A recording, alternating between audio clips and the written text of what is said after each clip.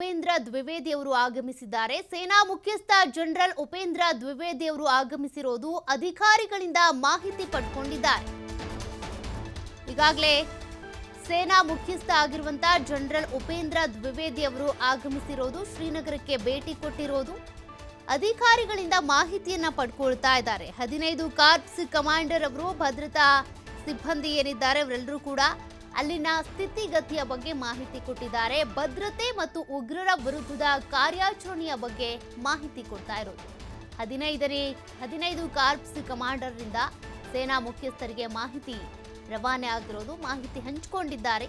ಹೀಗಾಯ್ತು, ಇಷ್ಟು ಜನ ಸದ್ಯಕ್ಕೆ ವ್ಯವಸ್ಥೆ ಮಾಡಿರೋದು, ಎಲ್ಲೆಲ್ಲಿ ಎಷ್ಟೆಷ್ಟು ಸೇನೆ ಇದೆ, ಯಾವ್ಯಾವ ಸೆನ್ಸಿಟಿವ್ ಝೋನ್ಗಳಲ್ಲಿ ಯಾವ್ಯಾವ ಸೇನೆ ಇರೋದು, ಪಾಕ್ ಸೇನೆಯ ಗುಂಡಿನ ಚಕಮಕಿ ಬಗ್ಗೆಯೂ ಕೂಡ ಮಾಹಿತಿ ಕೊಟ್ಟಿರೋದು. ಕೆಲವೇ ಕ್ಷಣಗಳಲ್ಲಿ ಪಹಲ್ಗಾಮ್ಗೆ ಉಪೇಂದ್ರ ದ್ವಿವೇದಿ ಅವರು ಭೇಟಿ ಕೊಡ್ತಾರೆ. ಭದ್ರತಾ ವೈಫಲ್ಯದ ಬಗ್ಗೆ ಪರಿಶೀಲಿಸಲಿರುವ ಸೇನಾ ಮುಖ್ಯಸ್ಥರು, ಎಲ್ಲೆಲ್ಲಿ ಭದ್ರತಾ ವೈಫಲ್ಯ ಇದೆ, ಮತ್ತೆ ಅಟ್ಯಾಕ್ ಆಗುವಂತ ಸಂದರ್ಭದಲ್ಲಿ ಎಲ್ಲೆಲ್ಲಿ ಸೇನೆ ನಿಯೋಜನೆಗೊಂಡಿತ್ತು, ಎಲ್ಲಿ ಸೇನೆ ಹಾಕಬಹುದಿತ್ತು ಅಂತ ಕೆಲವೊಂದು ಫೋರ್ಸ್ಗಳನ್ನು ವಾಪಸ್ ಪಡ್ಕೊಂಡಿದ್ರು ಅನ್ನುವಂಥ ಕಾರಣಕ್ಕೆ ಹೀಗಾಯಿತು ಅನ್ನುವಂಥ ಆರೋಪವೂ ಇದೆಯಲ್ಲ.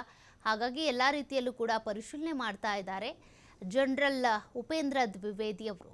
ಇನ್ನೇನು ಕೆಲವೇ ಕ್ಷಣಗಳಲ್ಲಿ ಆ ಅಟ್ಯಾಕ್ ಆದಂಥ ಜಾಗ ಪಹಲ್ಗಾಮ್ನ ಬೈಸರನ್, ಅಲ್ಲಿಗೂ ಹೋಗಿ ಭೇಟಿ ಕೊಟ್ಟು ಪರಿಶೀಲನೆ ಮಾಡ್ತಾರೆ. ಸದ್ಯಕ್ಕೆ ಈಗ ಎಷ್ಟು ವ್ಯವಸ್ಥೆ ಇದೆ, ಎಲ್ಲೆಲ್ಲಿ ಸೇನೆ ನಿಯೋಜನೆಗೊಂಡಿದೆ, ಸೆನ್ಸಿಟಿವ್ ಝೋನ್ಗಳು ಎಷ್ಟಿದ್ದಾವೆ, ಅದೆಲ್ಲದ್ರ ಬಗ್ಗೆ ಮಾಹಿತಿ ಪಡ್ಕೊಂಡಿದ್ದಾರೆ.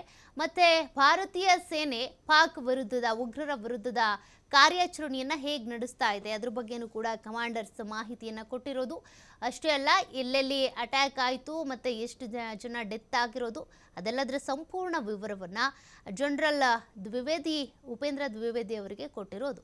ಇನ್ನೇನು ಕೆಲವೇ ಕ್ಷಣಗಳಲ್ಲಿ ಅವರು ಪಹಲ್ಗಾಮ್ಗೆ ರೀಚ್ ಆಗ್ತಾರೆ. Yes. Какой? Это типа вот.